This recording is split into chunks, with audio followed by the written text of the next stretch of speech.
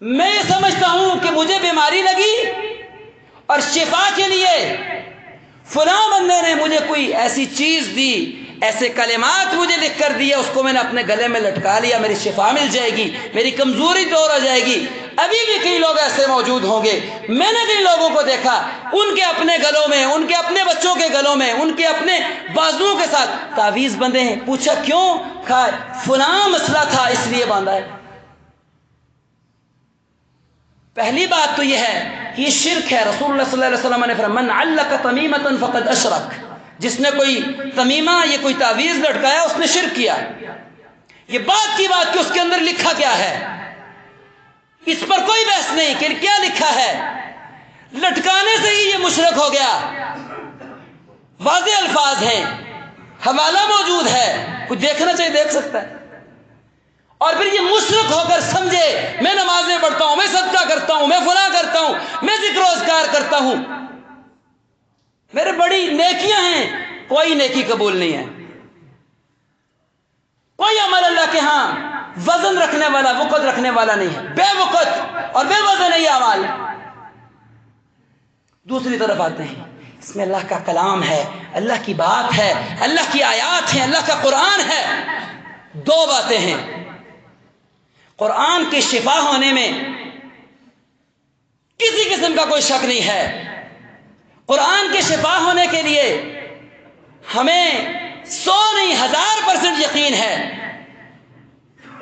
لیکن کبھی کسی نے دوائی کو کھانے کے بجائے گلے میں لٹکایا ہو، اس کو کسی نے عقل مند کہا ہو، کسی کو آپ نے دیکھا اور اس نے دوائیوں کا ایک شاپر گلے میں لٹکایا ہوا تھا اور پوچھنے والے نے پوچھا کیوں؟ کہا اس میں شفا ہے فلاں بیماری کی، اس لیے میں نے اس کو گلے میں لٹکایا ہے۔ دوائی نہیں لٹکانی گلے میں، اس کو کھانا ہے ڈاکٹر کی ہدایت کے مطابق۔ دوائی پہ بھی لکھا ہے کہ ڈاکٹر کی ہدایت کے مطابق استعمال کریں، اپنی مرضی سے نہیں۔ تو جب دوائی ڈاکٹر کی ہدایت کے مطابق شفا دیتی ہے تو پھر قرآن کہ جس کے شفا ہونے کا اللہ نے کہا ہے وَنُنَزِّلُ مِنَ الْقُرْآنِ مَا هُوَ شِفَاءٌ وَرَحْمَةٌ لِّلْمُؤْمِنِينَ، یہ رحمت اور شفا ہے۔ اس میں شفا کیسے ملے گی؟ ڈاکٹر کی ہدایت کے مطابق۔ ڈاکٹر کی ہدایت یہ ہے، جو ہمارا رب ہمارے اندرونی اور بیرونی تمام بیماریوں کا، ہماری روحانی اور جسمانی بیماریوں کا بہترین ڈاکٹر ہے ہمارا، اس کی ہدایت یہ ہے کہ اس کے مطابق پڑھ کر عمل کرنا ہے، لٹکانا نہیں ہے۔ تو پھر جب دوائی ڈاکٹر کے ہدایت کے مطابق نہیں تو پھر شفا کیسی؟ پھر تو وہ اس کاغذ کی پرچی پر یقین ہو گیا جو قرآن کے صفحے سے بھی پھاڑا ہوا نہیں ہے، اپنے ہاتھوں سے دوبارہ سے اس کو لکھا ہوا ہے۔ ممکن ہے کہ لکھنے میں بھی مزید غلطی ہو گئی ہو انسان سے۔ یہ مشرک نمازیں پڑھتا ہے، ذکر کرتا ہے، دعائیں کرتا ہے، اعمال قبول نہیں ہے۔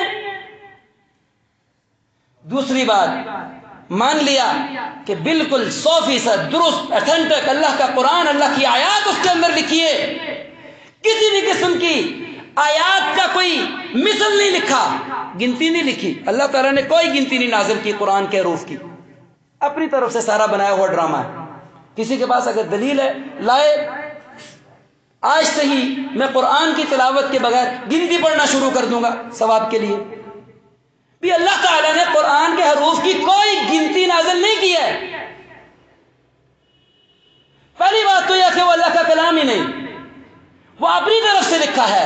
مان لیا کہ وہ اللہ کا قرآن ہے، اللہ کا کلام ہے، لیکن پھر بھی میں واش روم جاتا ہوں تو وہ میرے بازو کے ساتھ ہے، میں گھر میں جاتا ہوں، سوتا ہوں، اٹھتا ہوں، بیٹھتا ہوں، میں اپنے تمام تر معاملات کرتا ہوں، وہ میرے ساتھ ہے، اور میں قرآن کے ساتھ سب سے زیادہ محبت کرنے والا، اس کی عزت کرنے والا۔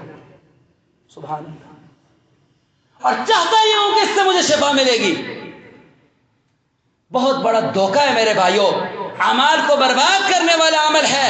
اللہ کے ہاں ایسے اعمال کی، ایسی نمازوں کی، ایسی روزوں کی، ایسی ذکر و اذکار کی، ایسی تلاوت اور ایسے کسی بھی عمل کی کوئی قدر و قیمت نہیں ہے جو عقیدہ توحید کے بغیر ہوگا۔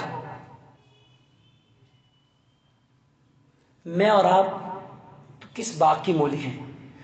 اللہ تعالیٰ نے قرآن مجید کی سورۃ الانعام میں 17 انبیاء کا تذکرہ کیا، وَوَهَبْنَا لَهُ إِسْحَاقَ وَيَعْقُوبَ كُلًّا هَدَيْنَا وَنُوحًا هَدَيْنَا مِن قَبْلُ وَمِن ذُرِّيَّتِهِ دَاوُودَ وَسُلَيْمَانَ وَأَيُّوبَ وَيُوسُفَ وَمُوسَى وَهَارُونَ وَكَذَلِكَ نَجْزِي الْمُحْسِنِينَ وَزَكَرِيَّا وَيَحْيَى وَعِيسَى وَإِلْيَاسَ كُلٌّ مِّنَ الصَّالِحِينَ وَإِسْمَاعِيلَ وَالْيَسَعَ وَيُونُسَ وَلُوطًا وَكُلًّا فَضَّلْنَا عَلَى الْعَالَمِينَ وَمِنْ آبَائِهِمْ وَذُرِّيَّاتِهِمْ وَإِخْوَانِهِمْ وَاجْتَبَيْنَاهُمْ وَهَدَيْنَاهُمْ إِلَى صِرَاطٍ مُّسْتَقِيمٍ ذلك هدى الله يهدي به من يشاء من عباده ولو اشركوا لحبط عنهم ما كانوا يعملون۔ اگر میں یہ میرے سارے انبیاء بھی ذکر کرتے میں ان کے اعمال بھی برباد کر دیتے۔